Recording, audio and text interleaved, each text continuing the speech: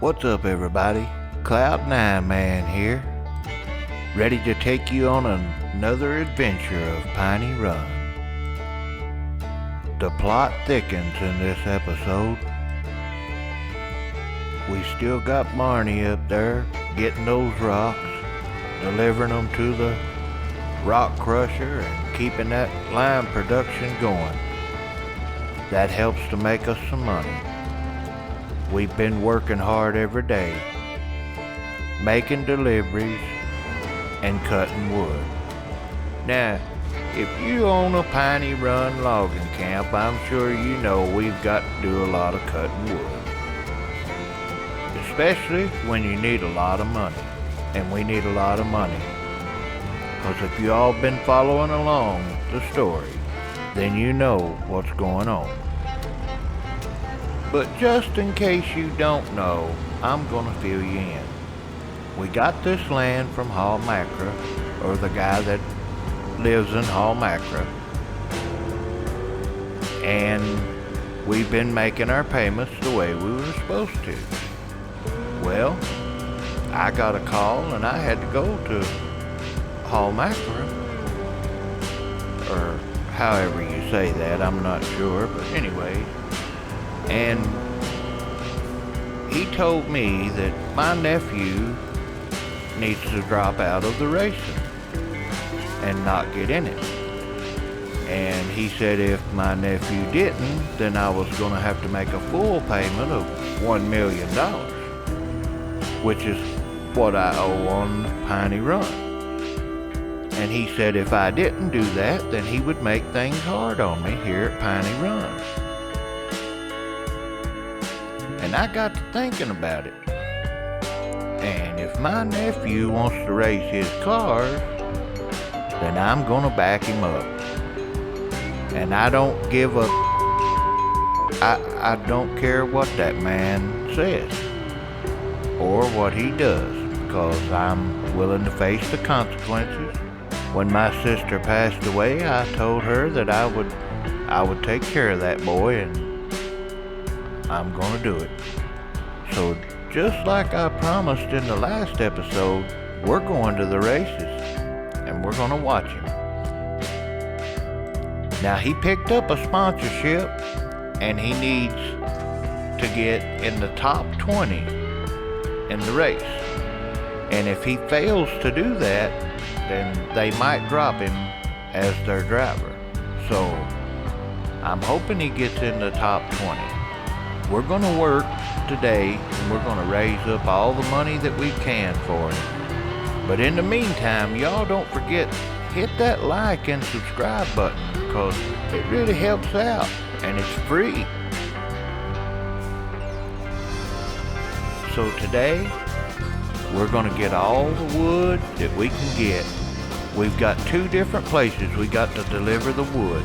We've got the Piney Run sawmill, the one that we installed, and then we've got the Piney Run sawmill that's downtown. One's producing planks, one's producing boards.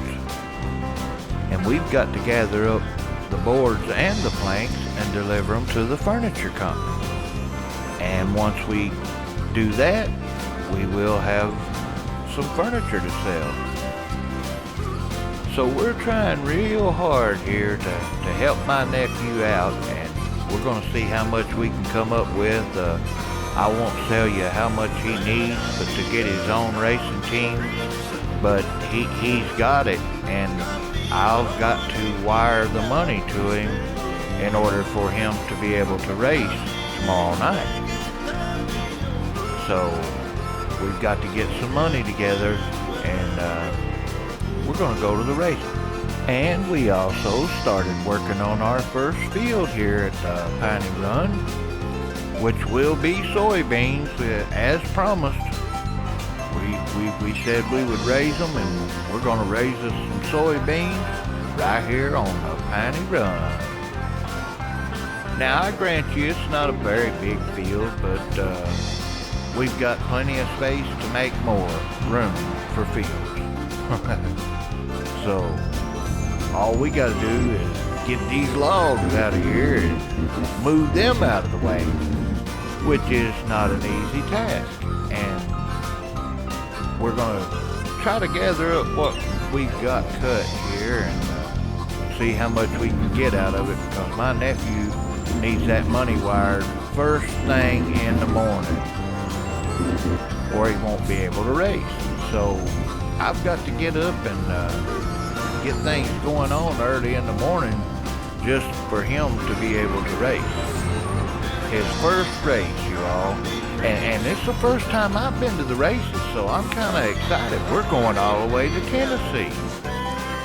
Yeah, it's in Bristol.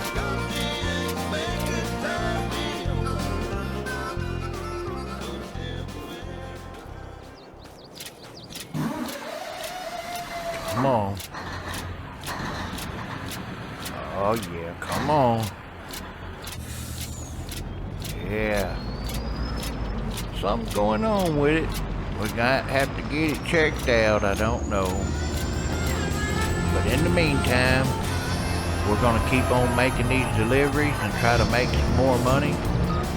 Dropping off a load of planks to the furniture company and taking another load out to the sale point.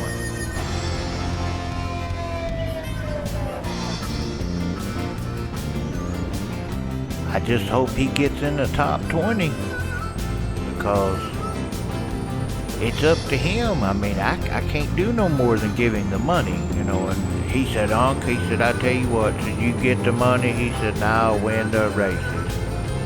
So I'm backing him up, giving it all I got.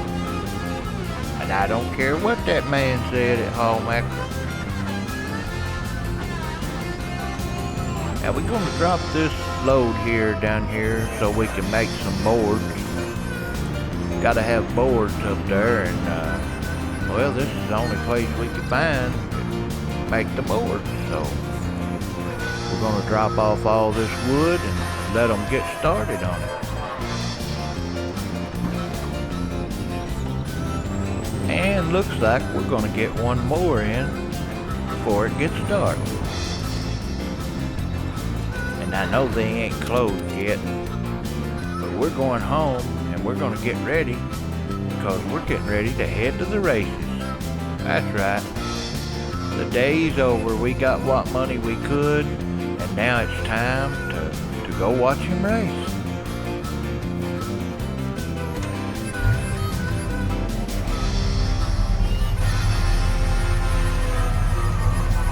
Hope you all like that good music that's on that radio station right there, because I really like it. So we're heading down here early this morning. We're going out because we've got to wire that money out to him so that he can get down there and get his racing team paid. So we're going down here to make a money transfer, and then we're heading on down to Bristol. And also, while I'm in here, I'm gonna get me a big red.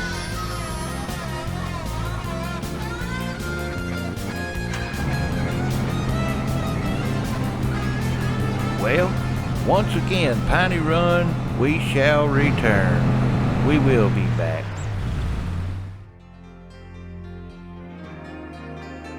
If you've ever had a dream, then you know how it feels when you're chasing that dream. And sometimes you need a helping hand.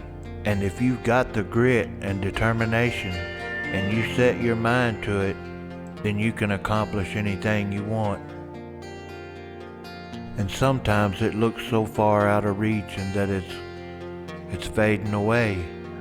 But the next day you wake up and you're right back in the saddle and you're still chasing that dream. And you keep pushing it and doing the things that you've been learning. And you use your skills.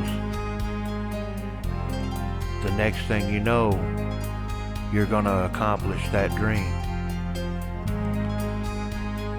And today, we're taking witness to one of those dreams. And as I watch this race today, I feel the pride that makes you chase a dream.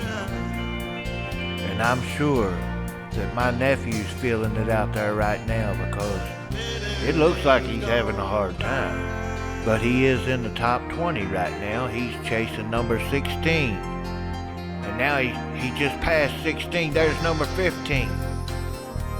And he passed number 15.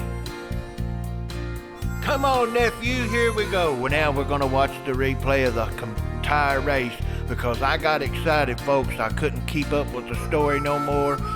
He said, Uncle, I got off to a rough start. He said, I was scared. He said, the car was so powerful. He said, I had never raced in a car like that. And he said, it just felt so good to have my own car. And he said, after I got the feel of it, he said, I just started gaining ground. He said, and I kept thinking about all the things you told me. And then after I started getting the feel of the car, he said, I started passing people. He said, and I can feel it. He said, my dreams was coming true. And it's all because of you, Unc. So thanks. And I said, hey, I'm not the one out there risking my neck, driving like a maniac and stuff, but, you're welcome. And by the way, congratulations for getting in the top 20 and being such a good driver out there today. You look real good. Appreciate that. You proved your point, and you've got my support. We'll be there for you. Folks, that boy finished in 15th place. I want you to know I got excited. My hair stood up, and I thought, wow, he's good. Because he came from the back, and, it was pretty rough. But right there it is, 15th place. Don't forget, like and subscribe if you want to see more. That put him 19th in the point standing, so he's down there, but hey, he got his numbers, and that's all that counts.